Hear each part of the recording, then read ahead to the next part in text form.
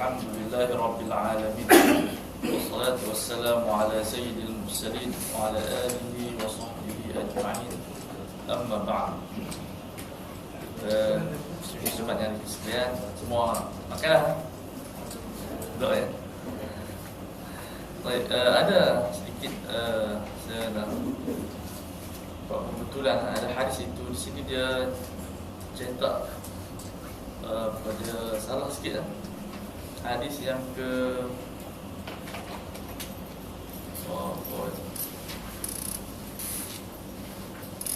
sebab ada buku ni tolong betulkan hadis dan saya lupa.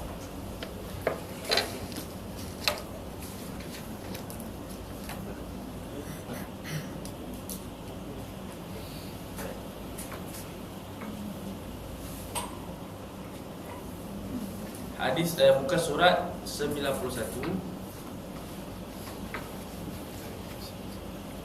hadis yang ke-29. Sini dia laula an asyukka. Jadi kaf tu tukar kepada qaf. Laula an asyukka itu kalau tidak aku membebankan. Kalau asyukka makna dia syak. Syak makna prasangka.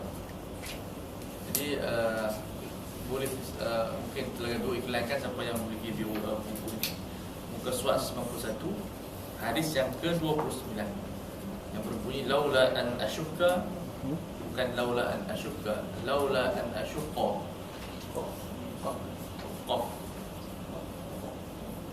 Setiap cetakan ada kesilapan biasa.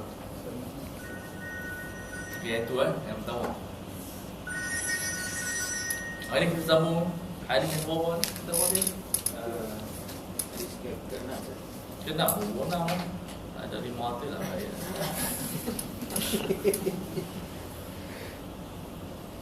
Bismillahirrahmanirrahim.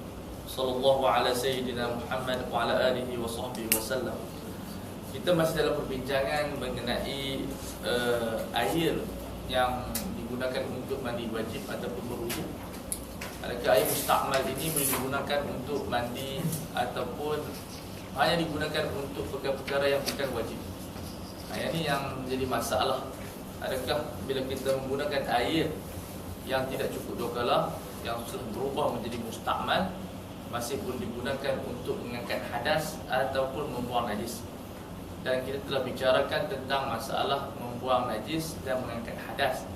Kerana hadas tidak ada ain, tidak ada rupa, maka kita namakan mengangkat hadas. Dan najis dia ada ain, maka kita namakan membuang najis. Izalatun najasah dengan raf'u al-hadath.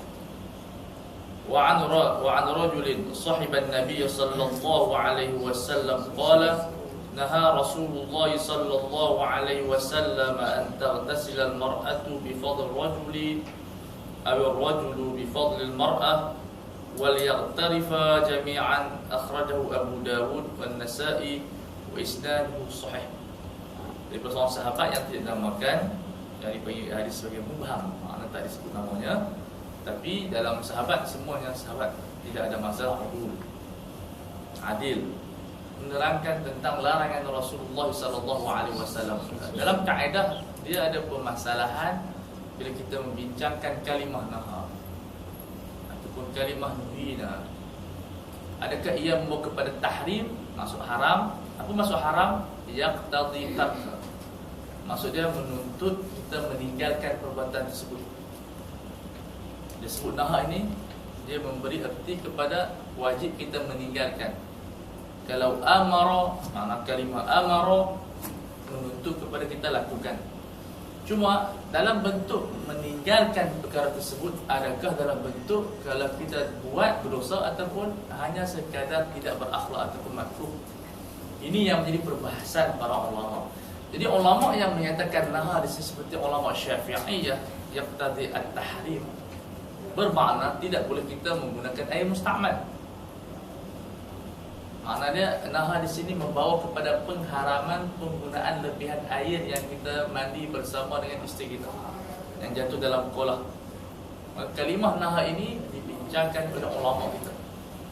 adakah ia membawa kepada larangan yang mana kalau kita buat jadi berdosa.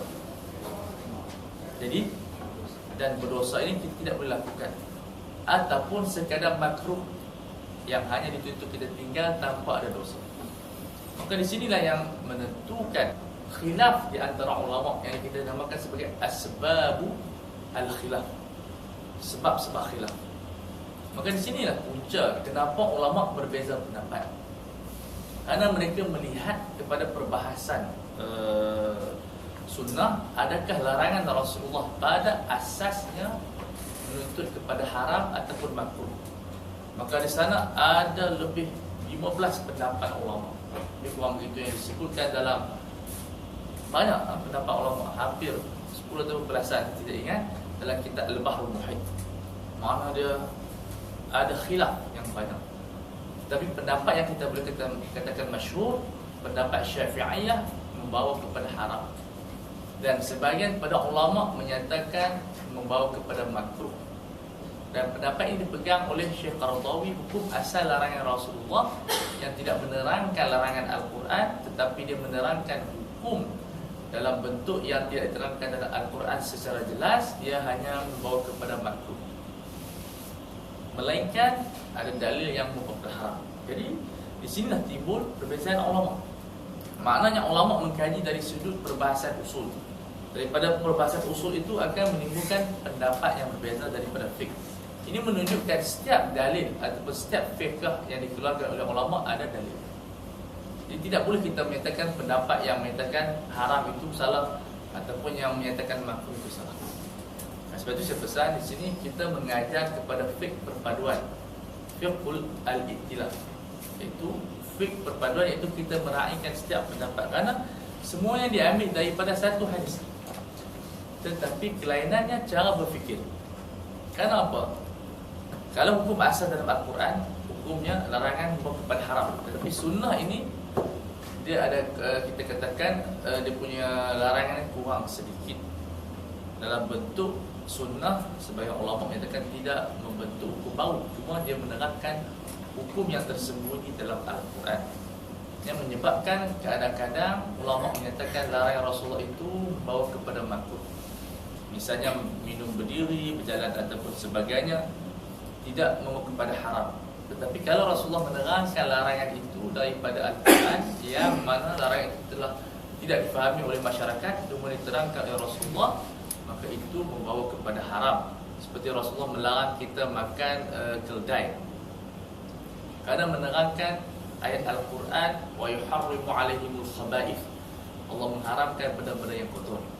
Jadi apabila Rasulullah ingin menafsirkan ayat Al-Quran yang dipanggil mujmal, tidak difahami secara jelas, maka penghuraian Rasul itu menjadi haram. Dia punya kaedah, setiap huraian Rasulullah yang menguraikan arahan Allah, maka arahan Rasulullah itu adalah wajib. Seperti aqimus shalah, Allah memerintahkan sembahyang, maka Rasulullah SAW bersabda, "Shallu kama ra'aitumuni usalli." Sembahyanglah seperti mana aku sembahyang. Maka Nabi bersabda, "La salata liman lam yaqra' bi Fatihatil Kitab." Hadis sahih riwayat daripada Bukhari daripada Ubadah bin Samit, yang mana Rasul bersabda tidak sah sembahyang mereka yang tidak baca Fatihah. Karena kita pegang kepada apabila Rasulullah menguraikan perkara yang wajib dalam Al-Quran, maka dia menjadi wajib. Bila menguraikan perkara yang diharamkan dalam Al-Quran, maka menjadi haram. Tapi kalau tidak ada dalam Al-Quran secara jelas, maka inilah yang timbul di kalangan perbezaan pendapat di kalangan ulama. Boleh faham? Boleh tak? Sikit-sikit insya-Allah. Lebih kurang ia membuka minda kita. Ilmu ini luas seperti mana luasnya lautan. Begitu juga larangan kepada orang lelaki menggunakan lebihan air yang jatuh daripada anggota badan wanita. Ini menunjukkan air mustamal tidak boleh digunakan. Kalau nak mandi sekali, waliyaqtarifa jami'an, hendaklah kita celup sekali. Bila kita dua orang celup sekali, maksud menggunakan serentak, maka itu tidak menjadikan satu kesalahan. Tapi yang kesalahan itu air yang menitik daripada badan itu kita guna masuk dalam kolam dan sebagainya, itu yang dilarang sebab air mustamal, air yang telah berubah dia punya sedikit dalaman dia.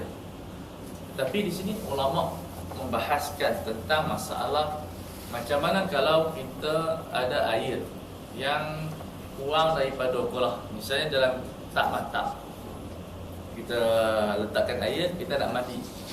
Untuk nak mandi wajib, di sana ada penyelesaian. Dia suruh kita selam.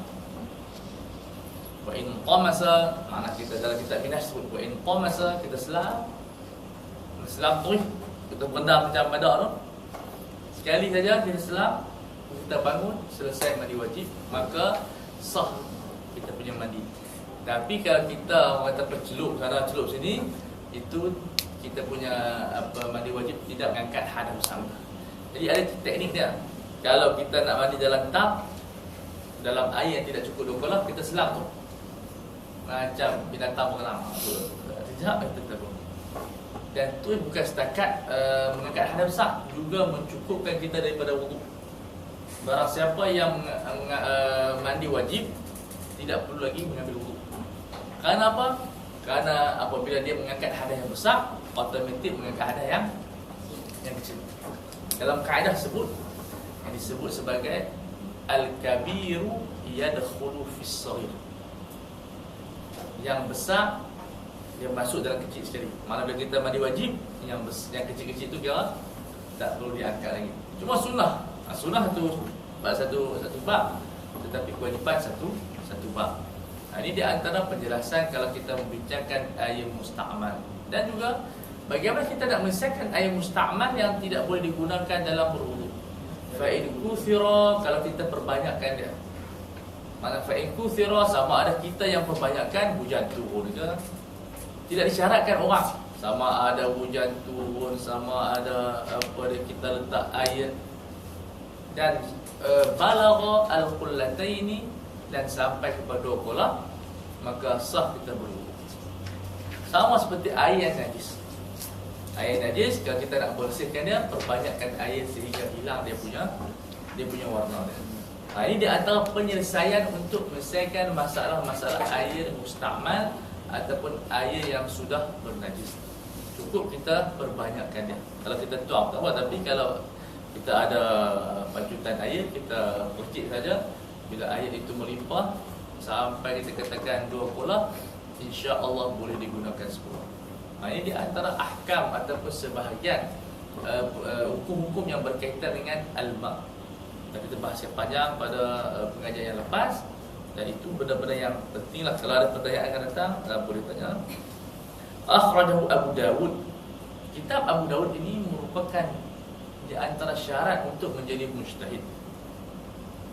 Misal Al-Imam Ghazali rahimahullah menyebutkan dalam kitabnya Al-Mustasfa, itu untuk kita menjadi mujtahid paling kurang kita ada kitab Sunan Abi Dawud. Kerana Sunan Abi Dawud ini kitab yang menitik beratkan tentang hukum fiqh. Kalau tuan-tuan dan puan mendengar kalimah sunan, kalimah sunan ini menunjukkan kepada isyarat bahawa hadis-hadis yang dikumpulkan itu merupakan hadis yang dikumpul menurut turutan fiqh. Maknanya disusun daripada bab yang pertama, babut taharah, bab bersuci. Bab bersuci dinamakan kitab sunan. Kalau kita sebut Al-Jami'us Sahih li Imam Al-Bukhari rahimahullah, kitab yang mengikut turutan daripada bab itu babu badil wahyi. Kemudian kepada bab al-iman, kemudian kepada babu al-ilmi, kemudian barulah kepada bab ibadah. Maknanya Sahih Bukhari susunan lain daripada Sunan Abi Dawud. Bila kita baca kitab seperti Al-Musannaf, seperti Abdul Razak, seperti Ibn Abi Shaybah, bermakna kitab ini merupakan kitab fiqh tetapi mengumpulkan fatwa-fatwa sahabat dan juga tabi'in dan tabi'in. Maka siapa yang ingin mempelajari fiqh daripada Rasulullah, beli kitab sunan. Kalau kita nak melihat fatwa sahabat, kita beli kitab Musannaf Ibnu Abi Shaybah dalam kadar 28 jilid. Itu di atas tahqiq Syekh Al-Allamah Muhammad Al-Awwamah, dan Musannaf Abdul Razak tahqiq Abdul Rahman Al-A'zami dalam lebih kurang 15 jilid besar. Dia mengumpulkan fatwa-fatwa sahabat seperti Atha, seperti Hasan Al-Basri. Ini kita mempelajari fiqh sahabah. Dan fiqh ini sampai kepada ratusan mazhab. Dan ini selalu dibaca oleh para ulama kita lah. Itu kalau nama dia musannaf. Kalau nama dia di antaranya Al-Mustadrak lil Hakim An-Naisaburi, kitab itu adalah kitab yang mengumpulkan hadis-hadis sahih yang tak ditulis oleh Imam Bukhari dan Muslim. Maka dinamakan Al-Mustadrak, hadis-hadis yang ditinggalkan oleh Al-Imam Bukhari rahimahullah. Kerana pembahasan ulama, adakah Imam Bukhari menulis semua kitab hadis sahih? Adakah menulis semua hadis yang sahih? Imam Bukhari menghafal hadis 750 riwayat yang disebut oleh Imam Suyuti rahimahullah dalam kitabnya Tadribur Rawi. Al-Imam Ahmad Ibn Hanbal menghafal hadis 1,000,000 hadis. Abu Zur'ah hafal hadis 200,000 hadis. Kita hafal 2 hadis pun. Jadi kita mesti bertaubat nasuha untuk berazam sebelum kita hafal hadis paling kurang sehari sekali cukup. Karena kata-kata Nabi ini merupakan anwar. Ayuhal mushtaq la tanami hadhil anwar di salam. Inana, dalam syair tasawuf, wahai orang yang rindu jangan tidur. Orang rindu syarat tak tidur tidak. Kalau kita rindu orang tu lena, aku rindu pada kamu. Itu orang yang bohong. Seperti kata ulama tasawuf, tahwa laila wa tanamul lail la'amruka dha qaulun sami. Kamu kata kamu cinta kepada Allah, tapi kamu tidak. Ini merupakan kata-kata yang bohong. Orang yang rindu kepada Tuhan tidak akan, orang kata apa, tidak akan tidur. Dia akan bangun. Ayuhal mushtaq la tanami hadhil anwar salami. Ini cahaya yang begitu enak. Innana fi akbarin ni'ami inda khairil urji wal arabi. Kita bersama dengan orang yang paling terbaik, itu Rasulullah sallallahu alaihi wasallam. Maknanya orang yang paling nikmat yang besar fi akbarin ni'am, iaitu inda khairil urbi wal ajami, itu Rasulullah sallallahu alaihi wasallam. Jadi bila mendengar sunnah Rasul tidak mengantuk, tapi kita mengantuk.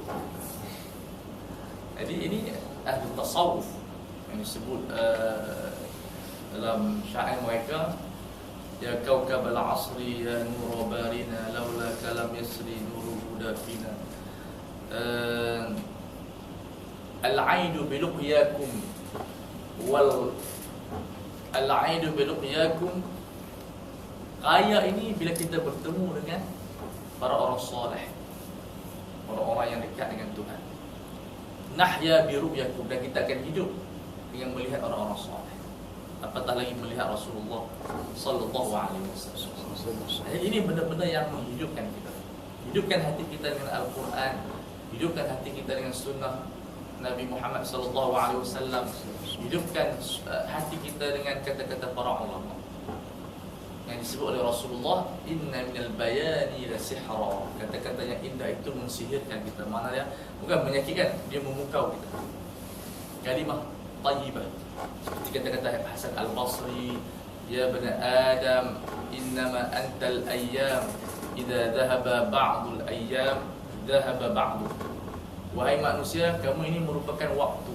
Bila berlalunya waktu, maka berlalulah umur kamu. Ini kata-kata hikmah yang kita boleh dapatkan daripada Al-Imam Hasan Al-Basri, yang dikatakan perkataannya menyerupai para anbiya. Sayyidu At-Tabi'in Al-Imam Hasan Al-Basri, boleh baca kisahnya yang begitu menakjubkan. Itu kitab An-Nasai Abu Dawud.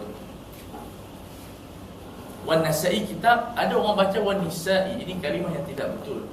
Nisai ini kalimah yang dilontarkan oleh orang tadis untuk memburukkan Al-Imam An-Nasai. Nisai ini maksud orang yang gila perempuan. Jadi kalau orang muda-muda anta nisai, mana orang yang orang paling pencinta wanita, macam lagu Arwan Shah.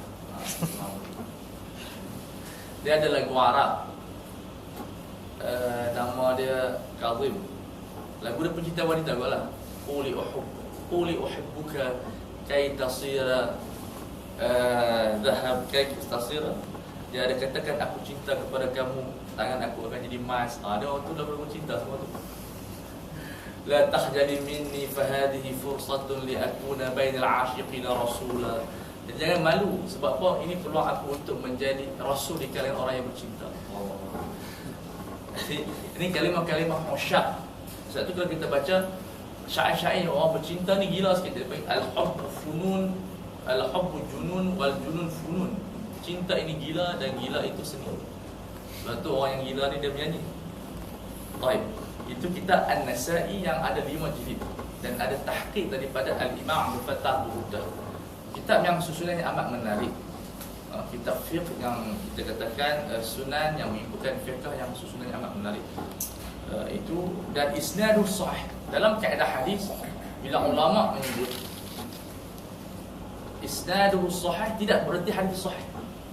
Tapi selalunya boleh jadi sahih, tetapi tidak semestinya sahih. Sebab hadis sahih ini dia disyaratkan sanad yang sahih, matan yang sahih. Dia sebut hadza hadisun sahih, maksudnya sahha matnuhu wa sahha isnaduhu.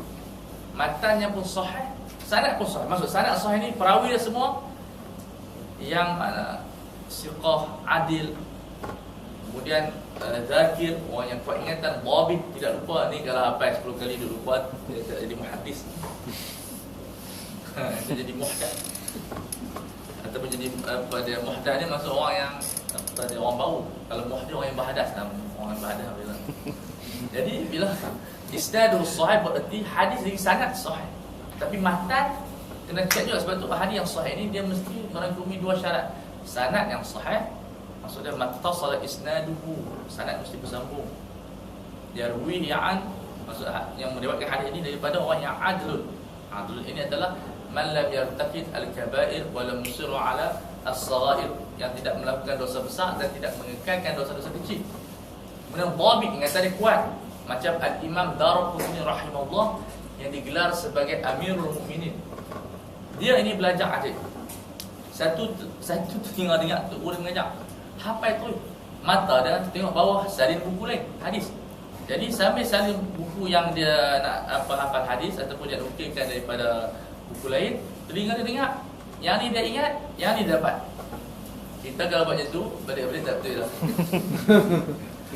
Ini nama dia Al-Imam Daraqutni. Jadi Sunan Daraqutni 2 jilid, Asy-Syafi'i rahimahullah, yang digelar sebagai presiden ulama hadis. Cukup hebat. Sebab tu ulama dulu ajaib. Ulama dulu seperti Imam Syafi'i belajar tidak ada kitab. Sebab falsafah Imam Malik, siapa pegang kitab aib. Zaman dulu kalau mengaji tengok kitab aib, dia kena mengaji hafal tu. Lah kalau tak buat kitab aib terbalik. Zaman berubah.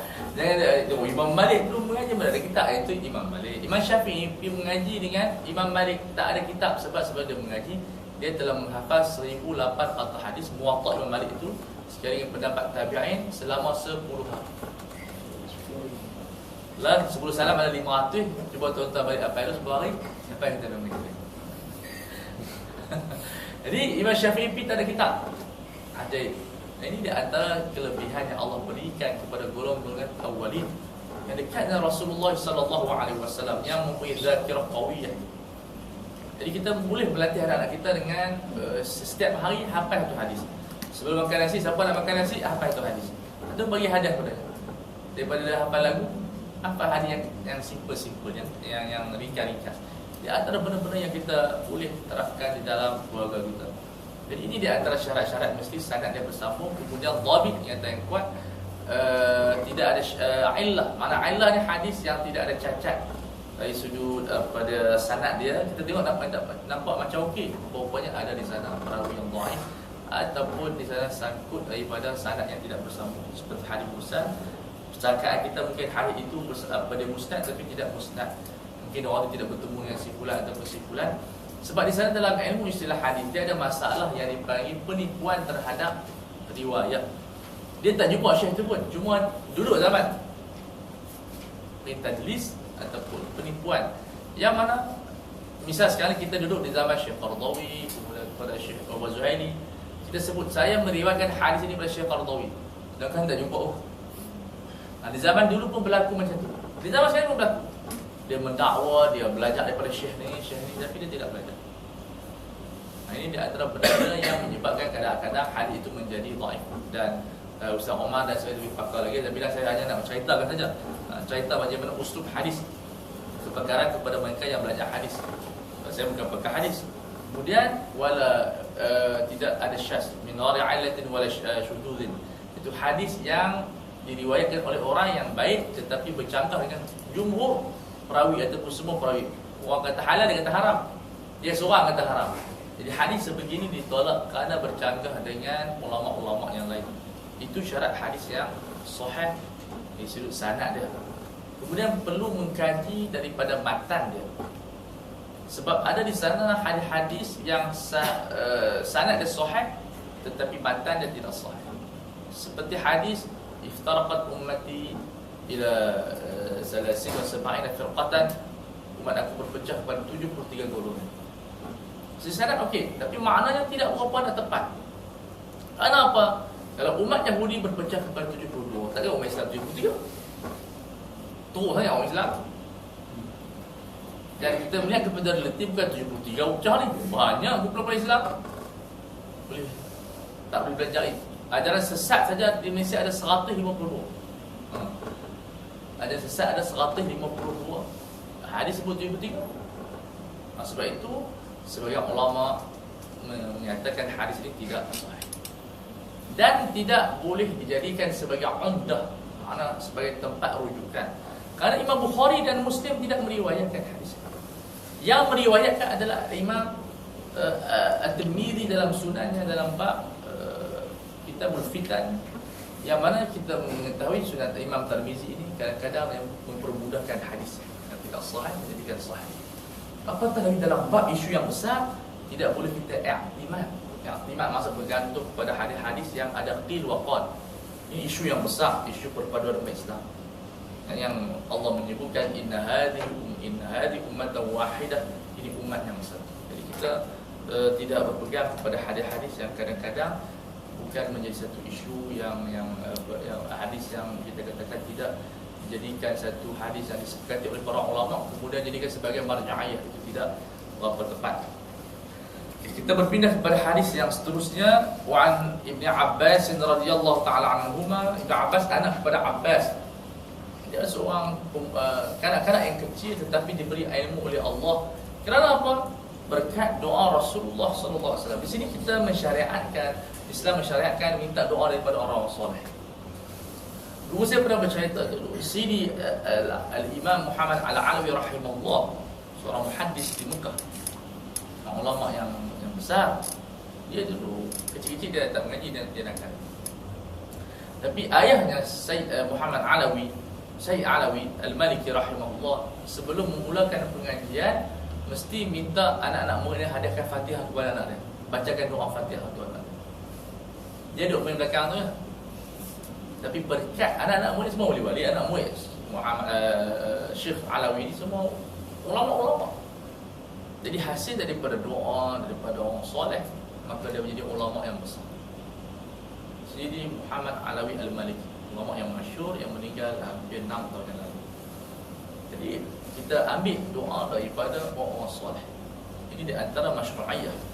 Jadi doa yang Nabi doakan kepada Ibnu Abbas, Allahumma faqihhu fid din. Ya Allah Ta'ala, fahamkan Ibnu Abbas dalam urusan agama. Wa alimhu ta'wil, dan ajarnya tentang kefahaman Al-Quran, mentakwil Al-Quran.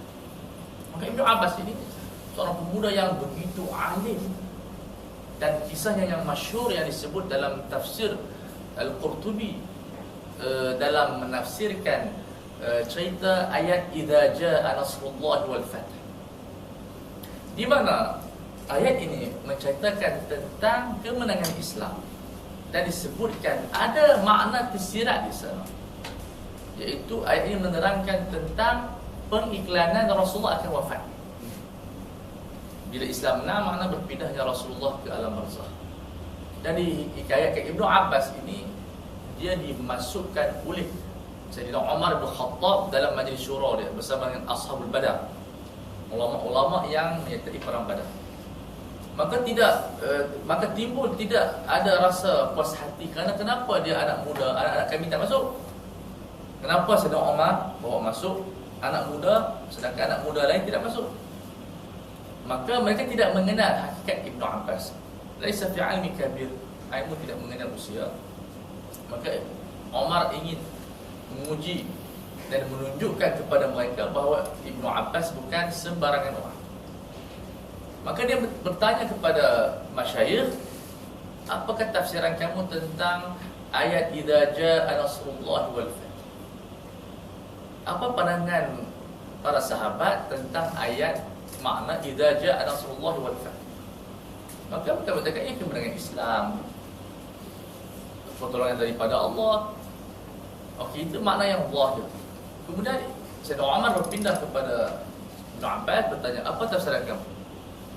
Aku berpendapat bahawa itu merupakan yang disebut sebagai iklan, na'yu ataupun an-na'yu an wafati Rasulullah sallallahu alaihi wasallam, tentang kematian Nabi Muhammad sallallahu alaihi wasallam. Jadi para sahabat terkejut dengan kepintaran dan ilmu daripada Ibnu Abbas hasil berkat doa Rasulullah sallallahu alaihi wasallam. Maka kata Umar, aku pun berpendapat seperti kamu wahai Ibnu Abbas. Ini usia yang sangat muda, belasan tahun. Karena dia riwayatkan Ibnu Abbas ini mengumpulkan ilmu 3 tokoh sahabat, iaitu Sayyidina Umar, Sayyidina Ali dan Ibnu Mas'ud. Dia belajar daripada 3 tokoh, maka dia mendapat ilmu yang begitu hebat. Dikatakan bila dia menafsir Al-Quran, keluar cahaya-cahaya daripada mulut. Dan anak yang ramai Mujahid, kita baca tafsir Ibnu Katsir yang dapat di Tagabiu, kita seperti Mujahid, Ikrimah, semua itu adalah anak murid kepada Sayyidina Ibnu Abbas. Dan diriwayatkan bila dia meninggal dunia, burung hijau dari langit turun masuk dalam kubur, dan terdengar bunyi ayat, ya ayuhan nafsul mutmainnah irji'i ila rabbika radiyatan mardiyah. Ibnu Abbas kita harap burung hijau yang memang gagak luar, tak mati burung gagak luar simple. Kita macam cerita dalam kubur kan. Dan kubur ni bagus juga lah, tak takut ya. Anna Nabi sallallahu alaihi wasallam kana yaghtasilu. Ada 2 riwayat. Tadi Nabi larang. Di sini riwayat Nabi menggunakan lebihan air Maimunah, isteri Rasulullah sallallahu alaihi wasallam. Akhrajahu Muslim. Maka di sini ada 2 hadis daripada Abu Dawud dan Muslim. Kaedah Nabi tidak melakukan benda yang bercanggah. Tidak ada percanggahan. Cuma sekarang ni percanggahan berlaku dalam pemikiran mujtahid. Maka di sini kita mesti dipanggil fakut ta'arud. Seorang mujtahid akan menyelesaikan masalah hadis yang 2 berlainan. Satu Nabi guna, satu Nabi larang. Dan dalam kaedah syariat tidak boleh ada tawarudul amri wan nahyi fi mahal wahid. Tidak boleh satu ibadat dilarang dan disuruh. Sembahyang tak sembahyang. Dari maghrib ada arahan serentak. Daripada sunnah kata suruh, tiba-tiba ada riwayat yang kata larang. Bila berlaku begini, yang pertama kena i'tiqad, tidak ada percanggahan. Cuma percanggahan dari sudut waktu. Mungkin waktunya haram ni waktu yang lain. Yang wajib ni ada tempatnya. Maka ini dinamakan sebagai taufiq. Maka ulama dalam menguraikan hadis yang nampak seperti bercanggah, macam buku Ustaz Omar tu ada buku Ta'wil Hadis. Macam ni lah. Kalau baca buku tu macam ni lah dia cerita. Jadi ini dia panggil fan, dia panggil taufiq, ataupun dalam usul fiqh dia panggil taufiq. Cara kita nak at-ta'arud wa tarjih. Macam mana kita nak selesaikan 2 hadis. Maka ulama menyatakan larangan tadi sebahagian ulama adalah berbentuk makruh, dan Rasulullah menggunakan untuk menerangkan keharusan penggunaan air mustaqim. Maka ada percanggahan? Tidak ada percanggahan. Idza faqatil jihah fala ta'arud. Bila kita menguraikan permasalahan tersebut, meletakkan hadis pada tempat yang tertentu, maka tidak ada percanggahan. Nampak seperti bercanggah, tapi sebenarnya tidak bercanggah. Maka orang yang belajar hadis, dia amat berhajat kepada ilmu yang dinamakan ilmu ta'arud wa tarjih. Sebab itu golongan Salafi tidak ada metode ni. Dia nampak ni bidah, dia tidak menyusun hadis itu dalam keadaan yang betul. Kerana kadang-kadang kita melihat dalam percanggahan ini berlaku dari sudut zaman, ataupun ma'illah, ataupun dari sudut tabiat dan sebagainya. Dan kalau kita menyusun hadis itu pada tempat yang tidak ada percanggahan. Misal Nabi kata sebaik-baik saksi adalah saksi yang bila dia belum diminta, dia jadi saksi dah. Ada hadis yang sama, seburuk saksi bila belum diminta menjadi saksi, dia jadi saksi. Hadis yang pertama, ketika mana tidak ada saksi di sana dalam satu kes. Jadi orang tu yang paling terbaik kerana dia menawarkan diri untuk tolong orang. Satu lagi hadis, masa tu ada saksi lah untuk menjadi saksi di mahkamah. Jadi dia pergi jadi saksi dalam keadaan yang lengkap, maka itu yang seburuk saksi. Jadi ulama walaupun kataan yang sama, hadis martabat yang sama, bila berlaku pertembungan, yang pertama kita gunakan kaedah taufik, letakkan pada tempatnya. Jadi hadis ini sebenarnya tidak ada pertembungan. Pertembungan hanya dalam pandangan kita, pada haqaiqnya, pada hakikatnya tidak ada pertembungan. Wa li ashabi sunan seperti Abi Dawud, pada ashab sunan Abi Dawud, Sunan Tirmizi, Nasa'i, ightasala ba'du azwaj Nabi sallallahu alaihi wasallam fi jafnatin, iaitu salah seorang isteri Rasulullah sallallahu alaihi wasallam mati dalam bekas air berjana. Faja'a yaghtasilu minha, Nabi pun ambil air tersebut. Faqala inni kuntu junuban, aku junub tadi. Faqala innal ma'a la yujnib, air tidak berjunub. Wasim. Wa anzalna minas sama'i ma'an tahura. Di sini Nabi mempraktikkan kaedah Al-Quran. Air itu bersih selama tidak berubah warna, bau dan juga rasanya. Wa sahih Tirmizi wa Ibnu Khuzaimah. Nah, hadis ini tasahhihkan oleh Al-Imam Tirmizi rahimahullah. Ini yang dipanggilkan tasahih ijtihadi. Ijtihad ini bukan hanya berlaku dalam fiqh. Kata Al-Imam Suyuti rahimahullah, ijtihad berlaku dalam 3 sudut. Ini akademik saya boleh buat belakang apa? Tidak. Ada yang tidak. Ada yang lupa apa lepas dia cerita balik. Tapi dia buat jalan. Saya pun tak tahu jalan.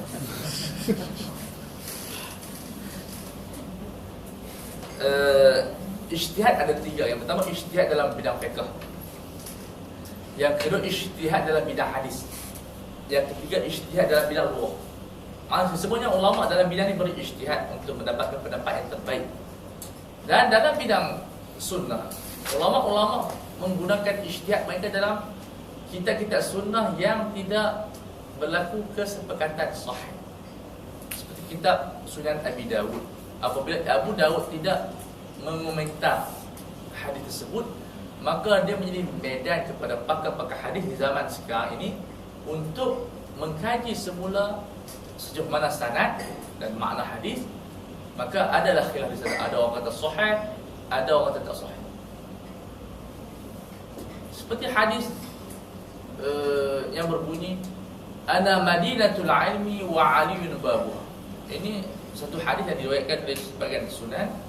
Aku adalah pintu Madinah ilmu, gedung ilmu, dan Ali itu pintu dia.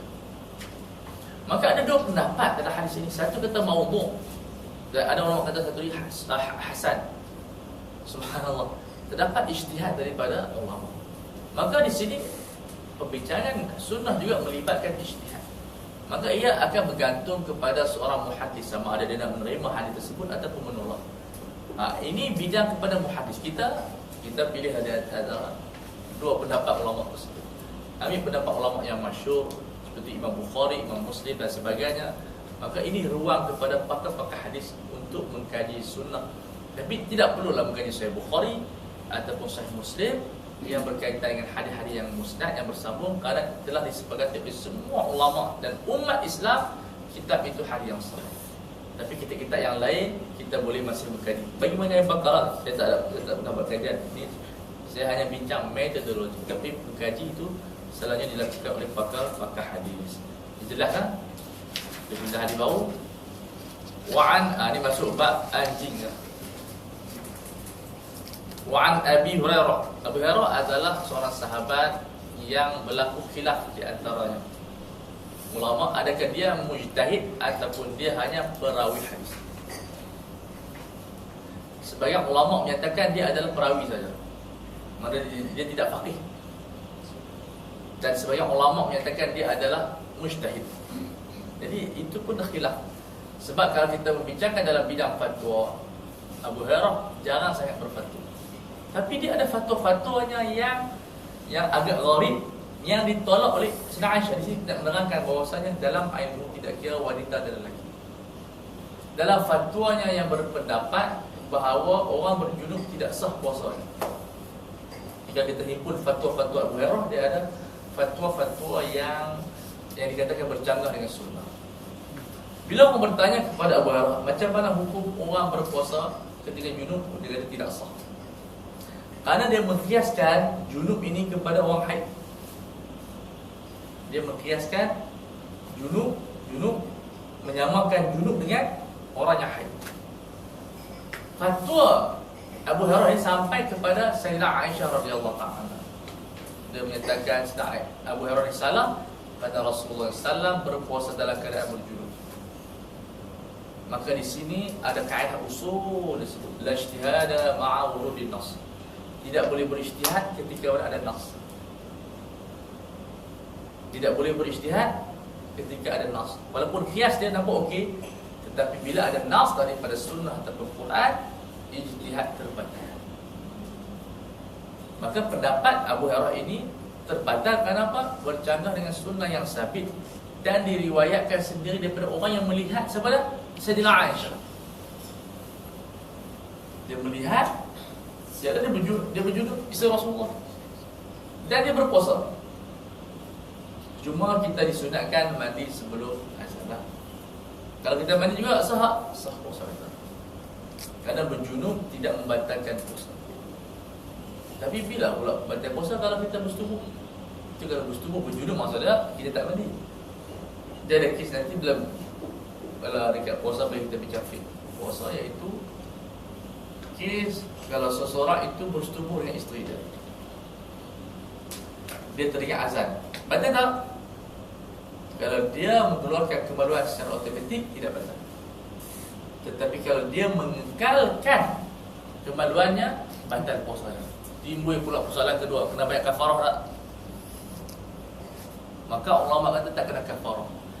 Sebab apa? Dia tidak bersetubuh selepas masuk azan, tapi dia telah bersetubuh sebelum tu lagi. Tapi kalau dia bersetubuh selepas masuk azan, itu yang kena kafarah. Tapi dia hanya mengekalkan kemaluan dia tersebut. Ini perbincangan fiqh nanti insya-Allah kita akan ada masa kita bincang fiqh saum. Ini benda yang sangat banyak fiqh puasa. Dia pun dah keluar buku dia, ada primat. Dia ada terjemah kitab Sidi Syekh Allah Sa'wan. Kitab tu fiqh Hanafi tapi saya letak untuk kaki dia mazhab Syafi'i. Jadi kalau beli buku tu dia ada dua mazhab, Hanafi dengan Syafi'i. Ringkas dalam buku sunnah. Untuk tetapan hayat silap dia puasa. Tapi orang Melayu dia sebut raya dah sama. Sedangkan kalau kita bincang dari segi bulan Ramadan lebih afdal. Tetapi kita telah melakukan bid'ah, ayat lebih afdal daripada bulan puasa. Qala Rasulullah sallallahu alaihi wasallam, tuhuru ina'i ahadikum, bersihnya gelas minuman kamu itu, idza walagha fihi al-kalbu, bila dijilat oleh anjing. Di sini kita boleh meletakkan syarat di belakang, masyhur di depan, tidak ada masalah. Boleh kita letak idza walagha fi al-kalbu. Tapi sini Nabi menerangkan, ini hadis yang sahih. Nabi menerangkan bahawa pembersihan hadis gelas yang dijilat oleh anjing itu dengan 7 kali, ayyaqsilahu sab'a marrat. Baik, masalah dia, adakah masalah ini ibadat ataupun adat? Mana boleh logik? Maka timbul pendapat ulama ada di sana dua, iaitu ulama menyatakan ini masalah ta'abbudi. Makna tak boleh bincang. Memang kita sama dengan 7 kali ini bukan benda sebab najis ke apa ke ayat dia. Dia najis tapi bukan sebab makna dia kita kata najis 7 kali, tapi ini 7 kali. Sebab kuman ke? Maka ulama menyatakan dia adalah ta'abbudi. Kita kena buat. Sama ada kuman tak ada kuman kena sama. Sebab ada golongan di sana kata boleh ganti sama dengan sabun. Tanah tu dengan sabun. Sebab benda ini tidak melibatkan ta'abbudi. Makna sabun itu boleh dia menghilangkan kuman. Mazhab Syafi'i tidak ada kuman tu kita tak penting. Yang penting Nabi suruh guna tanah. Nabi menyebut tanah, kita kena cuci dengan tanah. Tapi pendapat dalam mazhab Syafi'i ada satu pendapat yang katakan boleh ganti sabun. akan digunakan kalau lah kita time tiada tanah, kita boleh ganti sabun. Ataupun mana-mana doktor yang cari tanah dalam hospital. Ada doktor yang hanya dia cari tanah dalam hospital. Tapi kita fatwakan pendapat yang mudah. Hari-hari dia pegang babi, kita katakan tak apa, guna sabun dah cukup dah. Dan dia merupakan pendapat salah satu daripada mazhab Syafi'i. Kerana dia memikirkan sebab apa Nabi sebut tanah, sebab zaman tu tak ada sabun. Jadi untuk ubah kuman guna tanah. Ada ulama kata sunat saja, seperti mazhab Maliki. Sebab bagi dia tak najis. Anjing tahir. Cuma Nabi suruh fikir. Maka pendapat ini boleh digunakan kepada siapa? Kepada polis. Polis hari-hari pegang anjing. Takkan nak semua sama jenuh ada. Maka kita ambil bahaya kepada fiqh taisir, kepada mereka yang duduk dalam belah anjing. Sebab belah anjing boleh. Sebab nak tangkap penjenayah, anjing polis tu cari mayat dalam sungai apa boleh. Kita boleh hidup. Maksudnya tak boleh. Hidup kita tu hanya kita hidup makanan. Makan bawa tak orang ni. Tapi kalau kita jadi anjing pun tak boleh. Allah menjadikan anjing ini subhanallah alat untuk mengesan dadah. Hebat. Jadi kalau kita berkesan tak buat. Cuba kita buat je. Letak dadah, percaya dadah. Oh tak arti. Kemudian hidup kita tambah kena semua pula. Ini tak apa-apa. Jadi ketika keadaan sebegitu, tidak mengapa kita memfatwakan khas pada fatwa khasah kepada mereka yang bekerja sebagai polis. Ada pun ramai pula seperti biasa. Kita bukan belajar pun. Kalau terkena anjing kita sama. Cuma masalah sama tu nak guna sabun dengan tanah. Kita ikut keadaan kita, kalau ada tanah, kita kalau tengok susah ada tanah, tak apa guna sabun pun tidak ada masalah. Dan ada pendapat salah satu lagi daripada mazhab Hanafi yang menyatakan cukup basuh 3 kali. Ada Abu Hurairah. Yang peliknya Abu Hurairah meriwayatkan hadis ini. Tapi perbuatan dia dalam riwayat yang lain menyebutkan dia basuh 3 kali je. Maka timbullah permasalahan ulama bila bertemu di antara perkataan dengan perbuatan nak ambil mana tu. Saya kata rokok haram, tiba-tiba saya rokok. Satu fatwa. Maka timbul dua metodologi. Mazhab Syafi'i kata bila bertemu perbuatan dengan perkataan, ambil perkataan sebab dia lebih Allah lebih jelas. Kemungkinan perbuatan ini diterupah ataupun dia memang ada buat maksiat. Jadi bila berlaku pertemuan perkataan, kalau Nabi tidak ada maksiat, cuma jadi bila ada perbuatan daripada perawi, dia riwayat, kemudian dia buat, Nabi masa tu ambil perbuatan. Ini mazhab Syafi'i. Mazhab Hanafi tidak, kita ambil perbuatan. Perbuatan ini ada yang lebih praktikal. Maka Hanafi mengatakan perbuatan Abi Hurairah itu menasahkan hadis ini, membatalkan hadis ini. Maka kita tengok semuanya ada dalil lah. Bukan sembang kosong itu kan. Ini yang menunjukkan pembinaan, kita katakan akal yang menghormati setiap fiqh yang dikeluarkan oleh para ulama kita daripada hari yang sama. Abu Hurairah riwayat hadis ini. Dalam masa sama dia sama hanya membasuh 3 kali basuhan tanpa meletakkan tangan. Jadi kalau kita tengok orang Pakistan cuci begitu, kita buat okey. Orang Malaysia sapu tanah pun okey. Orang ni guna sabun pun okey. Orang ni tak basuh apa pun dia okey. Kenapa? Keluasan dalam kehidupan ini Islam membina hadarah, iaitu membina satu keadaan yang menghormati di antara pendapat orang lain dan pendapat kita. Semuanya daripada sunnah Rasulullah SAW. Ulahun Nabi Turah, iaitu yang pertamanya dengan tanah. Ada riwayat sebut Yahdahun Nabi Turah. Nak basuh macam mana? Tuang tanah ke? Kita bincang proses penggunaan tanah. Tanah ini kalau menggunakan dengan kita meletakkan ayam dalam tanah tersebut. Jangan tuang tanah dan tak apa. Okey, pembasuhannya buang najis dulu. Ada semua orang dia tak buang najis tu, dia tak buang tai ataupun sebagainya. Cuci dulu yang tu, kemudian baru kita letakkan air tanah. Ini pil letak ayam apa atas najis tak cuci. Dalam semua penyucian najis, yang pertama disyaratkan buang air dulu. Bukan kalau kita basuh kencing itu air dan kencing tu dah. Kita mesti buang kencing dulu baru kita basuh. Sama seperti najis anjing dan sebagainya, buang dulu tai tersebut, kemudian baru kita cuci 7 kali. Kemudian letakkan yang terakhir dengan kita katakan tanah, ataupun yang tak awal, letakkan tanah, kemudian pacukan air dalam timba, kemudian tuang air ke atas tubuh anggota badan kita atau pakaian kita. Cuma timbul masalah kalau kita pindah rumah orang Cina, nak kena sama satu rumah ke, ataupun kita pergi Sarawak, Sarawak ni orang Kristian. Saya dulu di Mesir ada orang Perancis, dia berkata dia makan babi. Saya tak boleh lah, nak kena sama satu rumah. Kita tak dituntut lah pergi rumah pencet. Jangan tanya orang apa yang nak kacau. Ni dulu tu rumah ni belajar. Kita diam. Bila kita bicara cerita ni masalah. Jadi bila kita pergi rumah tu, kita kira bersih rumah. Jangan tanya Cina dulu agak-agak ni bulu anjing apa. Saya minta kita apa insya-Allah. Jadi tak adalah kita bila masuk rumah tu kena pergi selamat tuang tanah apa semua tu. Itu kita tak perlu buat lah. Sebab kita anggap pelaku bencana kita katakan keringkan dan sebagainya, dia ada orang panggil apa, syak di sana. Jadi kalau kita pergi satu tempat itu, orang Cina pun lalu ke apa sebagainya, kita tak ditutup basuh sampai kita yakin di situ ada najis. Kalau kita syak dan sebagainya, macam tempat dibersih, kita sembahyang, tak apa, tak ziarah. Lagi mana tidak ada najis. Orang Melayu dia tak ziarah, sembahyang di mana. Dan tidak nampak air najis dan sebagainya. Jadi kalau kita pergi orang Cina dan sebagainya, tak perlu kita selamat balik. Ni bukan pintu dia bukan. Kalau kita orang nak bincang, kalau dia pun bincang. Kalau orang Cina jual babi ke jual anjing, kemudian dia bagi duit kat kita, duit basah, macam mana duit tu nak kira? Nak sama ke tak sama? Jadi khilaf antara ulama. Ada yang kata kena sama, ada yang kata tak sama. Tapi yang kita ambil yang tak sama, jenuh hari-hari sama, orang balu. Tapi itu bagus, dia perbincangan fik. Ada setengah yang dia ambil pendapat yang ketat, dia sama hari-hari.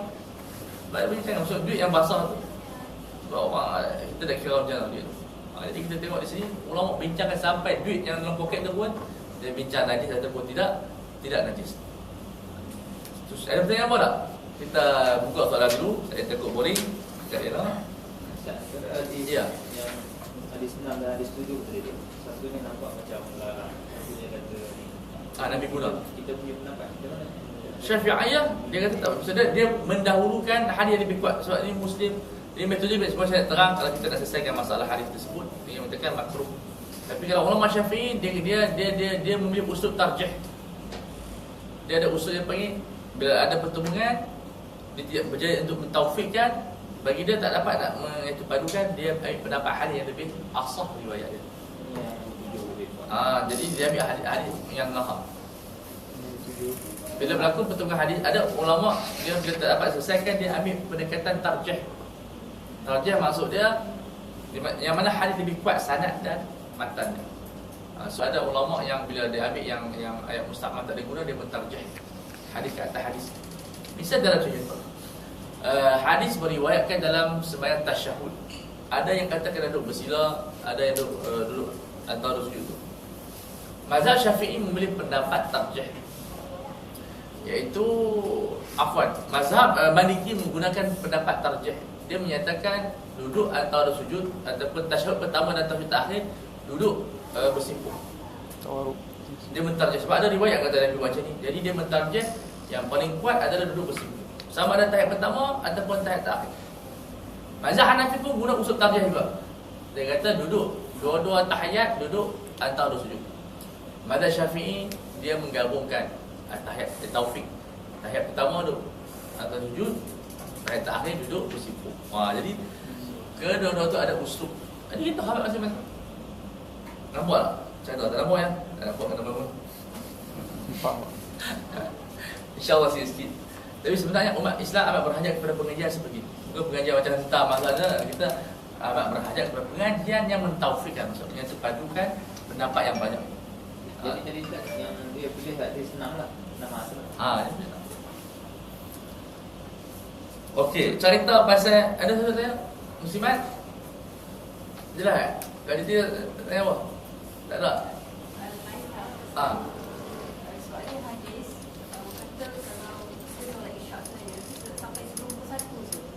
Jadi dia baca di prophet hadis solat isyak kena 91. Ada beberapa ulama mengatakan bila lebih daripada itu jadi waktu tahrim. Diharamkan sembahyang tu bukan makna kena sembahyang tapi tak dapat pahala. Ada kata makruh dan sebagainya.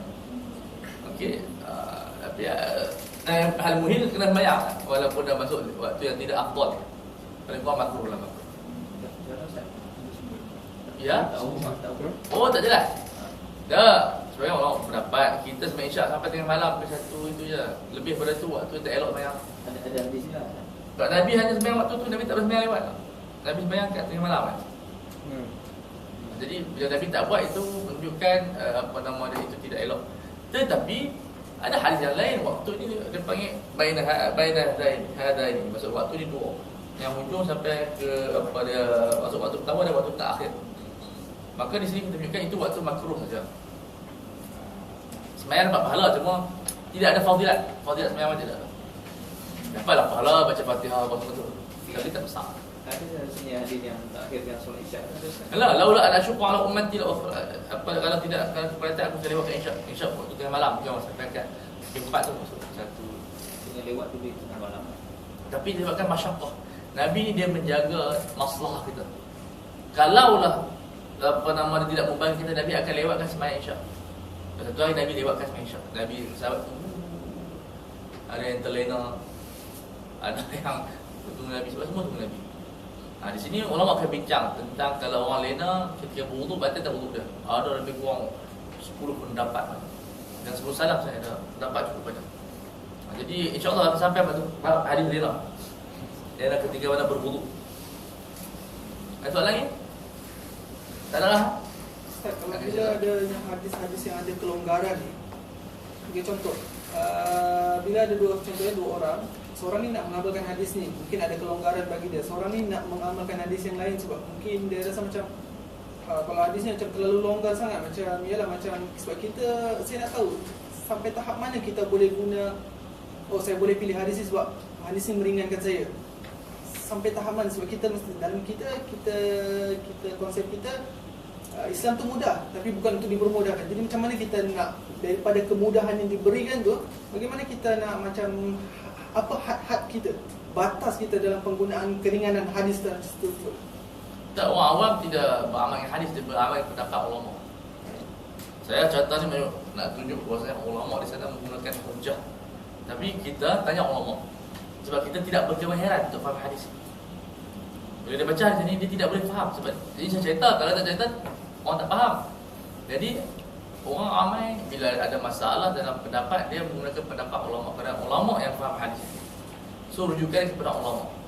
Sama ada pendapat tu yang atau berat, dia pilihlah mengikut kadar yang dia rasa aman dari dia. Aku buat mudah ni bukan rasa untuk membaik agama tapi untuk meringankan beban dia.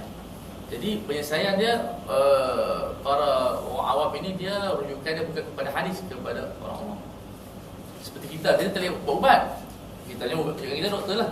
Sepatutnya kita jadi doktor, malah semua jadi doktor. Ini bukan makna kita tinggal hadis tak. Kita ingin mengamalkan hadis yang tepat, yang boleh faham adalah ulama. Sebab tu dia punya fiqh ini nak menafsirkan hadis yang sahih. Jelas? Jadi kita berjumpa ulama, selalunya ada dua pendapat. Kata ulama ambil pendapat yang mudah. Itu lebih tepat. Bila ada dua pendapat yang berat dan ringan, ambil pendapat yang mudah. Selagi mana tidak melibatkan wanita, maksudnya yang melibatkan marah wanita, yang melibatkan anggota tubuh wanita, yang tidak melibatkan kepada membawa kepada zina ataupun benda-benda yang haram secara ijma', kita gunakan pendapat yang mudah. Seperti contoh orang mantan kita lah. Dia dah pergi musafir, dia dah pergi seminggu. Dapat ulama banyak. Ni orang biasa lah. Ataupun dia dah pergi sembahyang Jumaat, dia dah pergi musafir hari Jumaat, dia nak bas ataupun nak kapal terbang. Dalam mazhab Syafi'i akan berkata kamu tidak boleh meninggalkan Jumaat melainkan kamu keluar daripada rumah sebelum subuh. Okay. Subuh macam mana nak keluar, nak pergi airport, kemungkinan rumah dekat airport 20 minit. Takkan naik airport daripada Jumaat pagi, kalau terbang ada flight nak pergi Mekah pukul 12, pukul 1, ada pukul 3 lah Mekah, dia nak tunggu sampai pukul 3 atau pukul 2. Baik. Kalau kita berpindah kepada mazhab Hanafi dan Maliki, dia akan menyebutkan selagi mana tidak masuk waktu Zuhur, Jumaat, kita boleh keluar daripada rumah dan menggugurkan sembahyang Jumaat. dan tak perlu kita sembahyang Jumaat. Dalam keadaan orang yang nak pergi musafir, yang susah untuk jumpa masjid, tidak ada masalah kalau kita fatwakan kepada yang mazhab yang muktabar. Kalau kita nak meringankan beban dia.